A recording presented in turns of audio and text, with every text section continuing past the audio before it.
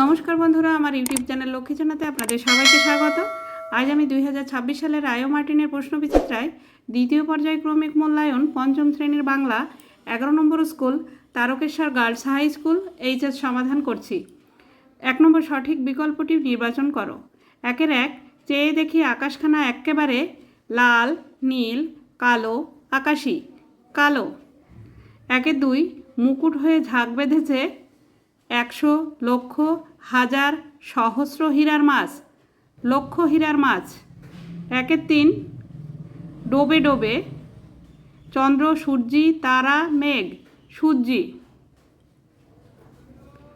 4 মাঠ মানে ছুট, এগিয়ে পিছিয়ে হেঁটে দৌড়ে যাবার পিপির পিপির পিপ, এগিয়ে যাবার পিপির পিপির পিপ। 2 নম্বর নিম্নলিখিত প্রশ্নগুলির সংক্ষিপ্ত উত্তর দাও। 2-1 বৃষ্টি আনার কার্যে স্বেচ্ছায় কে নিযুক্ত হয়েছিল? বৃষ্টি আনার কার্যে স্বেচ্ছায় ব্যাঙ নিযুক্ত হয়েছিল।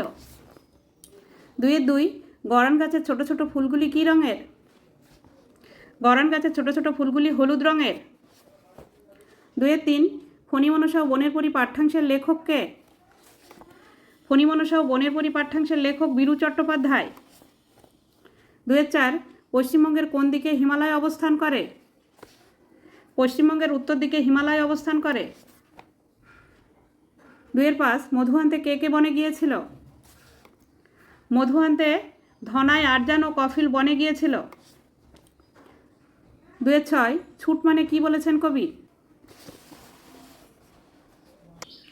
কবির কাছে ছুট বলতে যা বোঝায় তা হলো ছুট মানে শক্ত পায়ের পোক্ত কোনো ভাষা। ছুট মানে আশা, ছুট মানে পাখির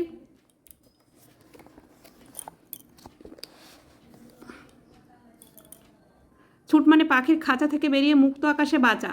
তাই কবি বলেছেন ছুট মানে বুঝতে হলে সকলকে ছুটে দেখতে হবে। 2-7 পশ্চিমবঙ্গের যে কোনো একটি পাহাড়ের নাম লেখো। পশ্চিমবঙ্গের একটি পাহাড়ের নাম অযোধ্যা পাহাড়। 2-8 বৃষ্টি পড়ে টাপুর টুপুর কবিতায় মন্দিরেতে কি বাজার কথা বলা হয়েছে? বৃষ্টি পড়ে টাপুর টুপুর কবিতায় মন্দিরেতে কাসর, ঘণ্টা বাজার কথা বলা হয়েছে। 2-9 তরাই কার পোশাকি নাম? হিমালয়ের পাদদেশের পোশাকি নাম তরাই। 2-10 কোথায় বাসাই ভালুক গেল, কোথায় বাসাই গাছ পংক্তিটি বা লাইনটি কোন কবিতার অংশ? কোথায় বাসাই ভালুক গেল, কোথায় বাসাই গাছ পংক্তিটি মায়াতরু কবিতার অংশ। 2-11 সবুজ প্রাণের শাশ্বত এক দ্বীপের সঙ্গে কবি কিসের তুলনা করেছেন? সবুজ প্রাণের শাশ্বত এক দ্বীপের সঙ্গে কবি মাঠের তুলনা করেছেন। 3 নম্বর নির্দেশ অনুসারে উত্তর দাও। 3-1 অর্থ লেখো যে কোনো দুটি। 3-1 হল্লা, 3-1 খরা, 3-1 সরি।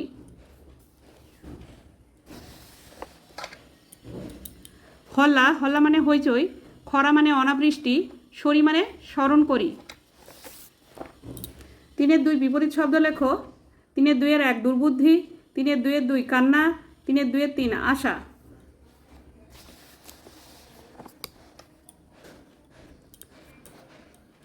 দুর্বুদ্ধি বিপরীত শব্দ সুবুদ্ধি, কান্না হাসি, আশা নিরাশা।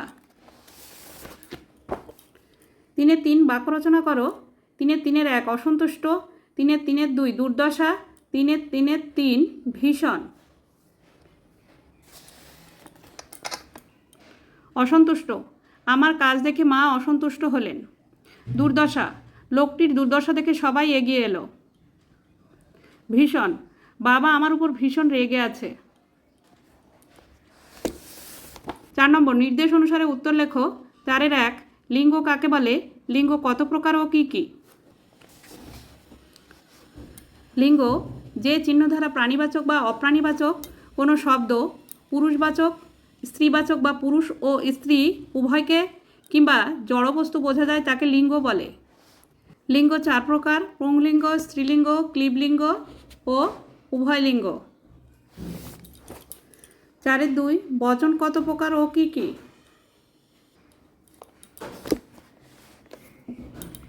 যার দ্বারা বিশেষ্য বা সর্বনামবাদের সংখ্যা বোঝায় তাকে বলে বচন। বচন 2 প্রকার, একবচন ও বহুবচন।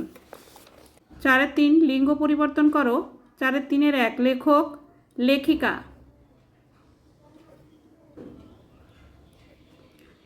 4-2 বুদ্ধিমান, বুদ্ধিমতী।